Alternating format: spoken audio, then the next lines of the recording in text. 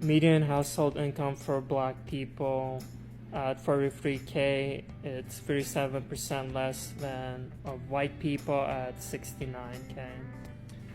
I'm gonna take you to the library and tell you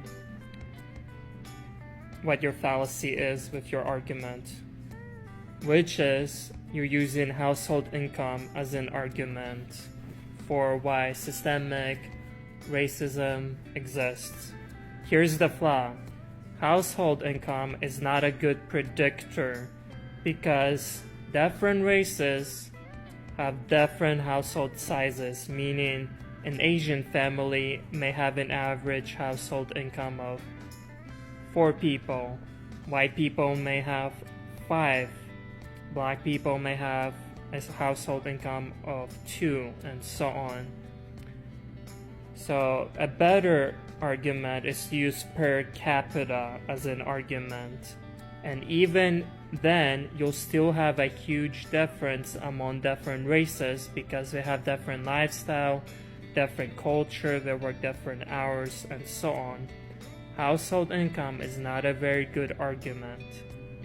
Also, Asians tend to have a higher per capita in household, generally speaking, not always. Does that mean that systemic racism exists for white people because we're not earning as much, or that we are supporting or encouraging Asian supremacy because they're doing better? No, it's not a good argument. What you do is you take any disparity among any groups and use that as evidence to support white supremacy and systemic racism. That disparity among groups is very common for multiple reasons, and you have to do a multivariate analysis. And Thomas Sowell wrote a book on this, Discrimination and Disparities, and I also recommend you read Basic Economics because he talks about your argument here about household income. For example, Hispanics per capita usually make less than black people, but if you were to go by your argument per household, Hispanics would make more. So there's a huge flaw in this. I will also attach Thomas Sowell explaining this in more detail because he articulates it very well. And I would encourage you to prove me wrong and prove Thomas Sowell wrong by going and reading his book and then going point by point with evidence that says otherwise, that also does a multivariate analysis, that doesn't just take a disparity and automatically assumes a reason. For example, NBA is mostly black. Is that because they're racist towards whites? No. NHA, National Hockey League, is mostly white. Is that because of racism? No. Modeling, women make more than men. Is that due to discrimination? No. There's multiple different factors that go into play. You're not a victim, okay? Race doesn't account for differences in black-white income? No, the differences between income between Western Europeans and Eastern Europeans is greater than the difference between blacks and whites in the United States. Differences in income are the rule, they are not the exception. Looking at all these sociological studies that show a persistent gap between African Americans in income and every other form of American in income is what? Useless?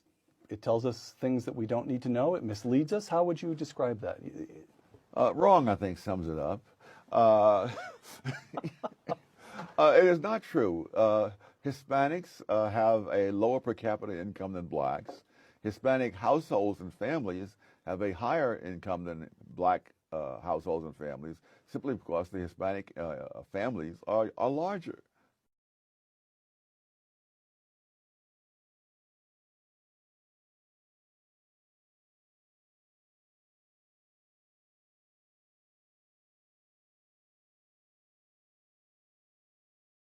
Just give you a few statistics. Since 1979, when I graduated from high school, our productivity is up by more than 90%. but the income of the typical family has increased by less than 8%. Since 1979, our economy has more than doubled in size. But most of that growth has flowed to a fortunate few. The top 10% no longer takes in 1/3 of our income, it now takes half. All I have to hear is the word household income, and I know we're not serious.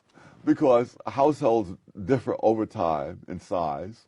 They differ from one group to another in size. And they differ from one income level to another in size. Over time, the households have been declining in size. So if you had a household in which, at some point in the past, there were 3 working adults. Right. And now the household has only 2 working adults. And the family is making the same money they always made. That is not stagnation. That is a 50% increase in per capita income, which may be why one of the adults goes off and establishes his own household. He can afford to. So household income are utter nonsense. If you're serious, you look at per capita income, because per capita means one person, and it always means one person. It doesn't mean one person in 1980, and 1.5 persons in 1930, and so it always means one person. So if you're looking for a legitimate comparison, that's what you do. If you're looking to score political points, you go to household income and family income, and voila, you have your political points.